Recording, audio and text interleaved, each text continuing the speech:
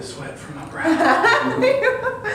All right, so we're here with Happenings in the Ham. Yeah. This is my first Ask a Foodie in person. So Yes. I guess let's just start off by y'all telling me a little bit about yourself. Sure. Well, I'm Russell Amber for Happens a Ham, and we run a blog here in Birmingham about free, low-cost events, and of course, Birmingham's known for its food scene. So Yes. we talk about lots of local restaurants. Probably more than anything else we talk about food. Yes. Nothing wrong with that. Yeah, we've been in Birmingham. Well, Russell kind of grew up here, and I moved here like 17, 18 years ago. So we're pretty much from Birmingham at this point. So what made you decide to come up with Happenings in the Ham other than the obvious? I mean, Happenings in the Ham. Right. Well, I think, the way the blog started was that when Russell and I first started dating years ago, we both didn't have a lot of money, so we were always, I was always researching free and low-cost things to do around town. And so we would, as we fell in love with each other, we fell in love with the city, is what we did. So when I left my job and where I am now, where I've been for 4 years, I would go to a lot of these events, and my coworkers would say, "Oh, how did you find out about all these events?" I would have already researched them, so I sent them out PDF.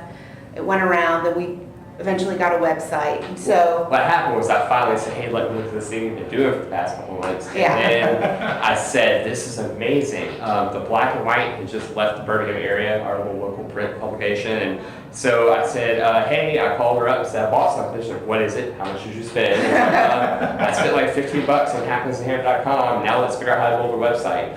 And we built a WordPress site, and our current site, Platypie is the company that built our current site. So it does better than anything we could have done. oh gosh, yeah. And so the way the Happenings in the Ham, that verbiage came, I guess people just asking us, well, what's happening now? Because we were always out at different events, and so it just became now it's a joke. Every time people say, what's happening in the ham? We're like, we'll tell you what's happening in the ham. We know. Moving along. Yeah. So how long have y'all been doing this now? This 3 years this month. Yes. So- Oh, yeah, it is. Wow. Yeah. Officially. Officially. But we've been doing this since 2009. Yeah. Oh, and how, as far as building the brand goes, has it been tough, or what would you say? I guess yes in a lot of ways, no in some others. I guess you could kind of speak on the Yeah, because really, once we got with social media, especially Instagram, it's so visual, and we really made a habit of spotlighting other people. And then once we started kind of putting ourselves in the photos, not to highlight us, but so that people realized that we weren't a conglomerate organization, that it was just a regular Birmingham couple, like regular guys, Right. regular people doing this, and that, they're like, oh, this is cool, because they could relate to us and support what we're doing. And it's like anything we're doing, you guys can do too. And we specialize in free and low cost events. So once we started getting the word out and we would promote someone and they would share it and they cross promote, it became this really cool network of people promoting each other. Cool. So how long did it take to get the current following you have, though? I know y'all been doing this for 3 years, so. Yeah. But It took us to get to where we're at now, 3 years, but Yeah. we did it organically. So it's that consistency, doing a little bit over a long period of time. But really, our Instagram is what took off the most. We have the most, it's double our Facebook following just because it's a two-way conversation.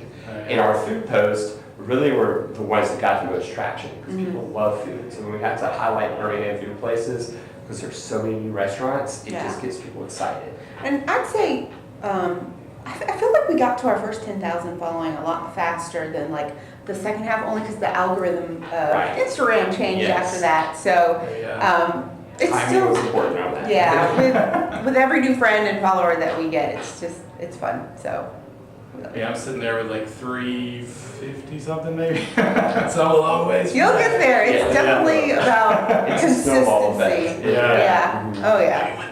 Maybe one day.